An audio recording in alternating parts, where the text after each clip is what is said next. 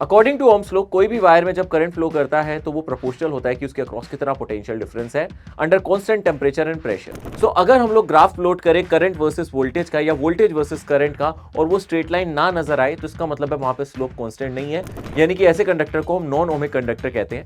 और daily life में ऐसे बहुत सारे कंडक्टर्स हैं जो नॉन ओमिक है, जैसे कि सेमीकंडक्टर्स होते हैं, हमारी एलईडी लाइट्स होती है, वो ओम्स लॉ को फॉलो नहीं करती हैं। हाँ, पर अगर ओम्स लॉ को कोई फॉलो कर रहा है उनको हम ओमिक कंडक्टर कहते हैं और उनका जो आईवी ग्राफ है वो हमेशा स्ट्रेट लाइन आएगा और वो ग्राफ जीरो से जरूर स्टार्ट होगा, यानी कि ओरिजिन से जरूर स्टार्ट होगा। सो यहाँ पे अगर आप इस ग्राफ का स्लोप निकाल लेते हैं तो यहाँ से आपको रेजिस्टेंस मिल सकता है।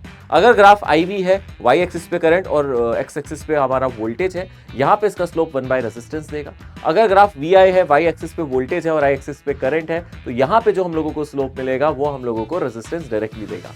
प्लीज याद रखें, अगर हमें कंपैरिजन वाले क्वेश्चन आते हैं तो वहां पे एक ही ग्राफ में 2 या 3 कंडक्टर्स का कंपैरिजन करता है।